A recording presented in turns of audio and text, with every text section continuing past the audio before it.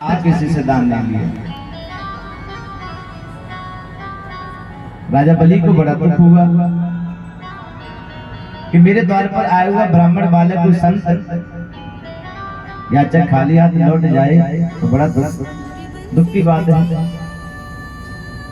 बोले प्रभु ये तो अच्छा नहीं होगा, मैं आपको यहाँ से खाली हाथ नहीं जाने दूंगा, कुछ न कुछ तो लेकर के जाइएगा। राजन क्या ले, मेरे पास धूप लगी तो छाता है, जलपान के लिए कमंडलू है, चरणों में खड़ा हुआ, बैठने के लिए आसन है, और मुझे कुछ चाहिए नहीं। राजा बलि बोला महाराज तो मैं आपको ऐसे नहीं जाने दूंगा, क्षमा चाहता हूँ। बामन भगवान सोचने लगे क्या मांगे। बामन भगवान ने कहा देखिए आप विशेष आग्रह करते हैं तो एक काम करो, क्या आपका भी नियम नहीं बिगड़ेगा और हमारा भी नियम नहीं टूटेगा।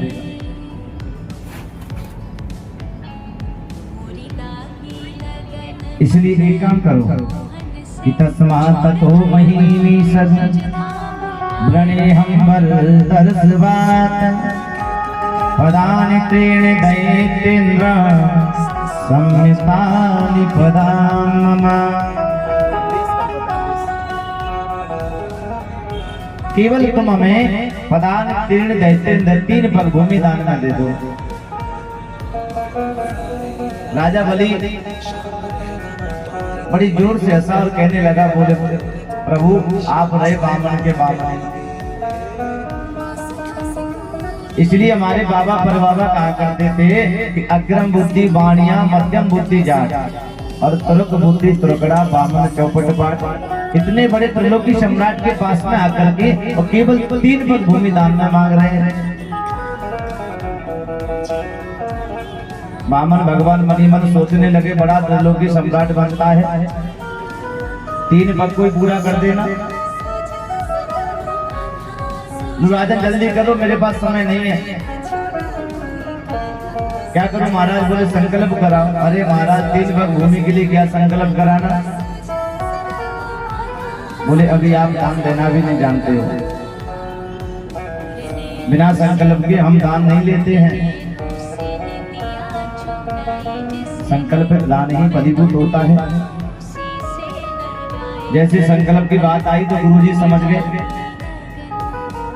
राजा बलि के गुरु शुक्राचार्य महाराज राजा बलि के हाथ को पकड़ करके कुछ दूरी पर ले गए।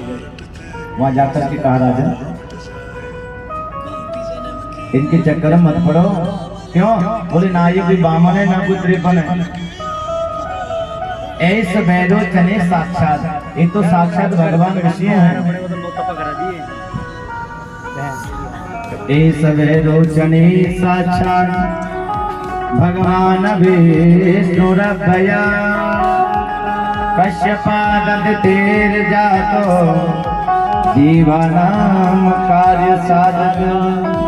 देवानाम कार्य साधक देवताओं की कार्य सिद्धि के लिए भगवान विष्णु ही वामन बन करके आए। राजा बलि बोला कोई बात नहीं, मेरे हाथ में तो दोनों में लड्डू हैं गुरुजी, लेकिन मैं मना नहीं कर सकता दान देने के लिए,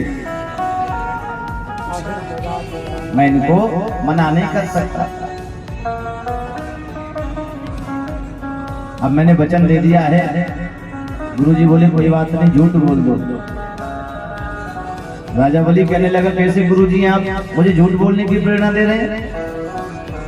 इतना सुंदर ब्राह्मण का बालक मैंने जीवन में पहली बार देखा है। गुरुजी मैं झूठ नहीं बोलूंगा, मेरे तो दोनों ही हाथों में लड्डू हैं। क्या अगर ये साक्षात भगवान विष्णु हैं तो दुनिया यही कहेगी कि भगवान विष्णु भी राजा बलि के यहाँ मांगने के लिए आए थे। अगर ये छोटा सा बालक ब्राह्मण बालक है तो भी मुझे पूरा विश्वास है कि ब्राह्मण बालक कभी 3 पग भूमि से ज्यादा नहीं लेगा, 3.25 भी नहीं लेगा। इसलिए गुरुजी मैं अब झूठ नहीं बोलूंगा। गुरुजी ने बहुत समझाया था कि गुरु का रिश्ता जो हमारे जीवन में होता है वो हमें अंधकार से निकालने के लिए होता है, एक पिता तुल्य जैसा रिश्ता होता है। गुरु को बहुत चिंता रहती है शिष्य की, गुरु जी ने बहुत समझाया, बेटा शास्त्रों में वर्णन है कि कुछ जगह ऐसी होती है जहाँ झूठ बोलने से पाप नहीं लगता। ये बात हम सबके लिए बहुत अच्छी है, ध्यान देना, क्योंकि हम सब बहुत ज्यादा झूठ बोलने लगे हैं।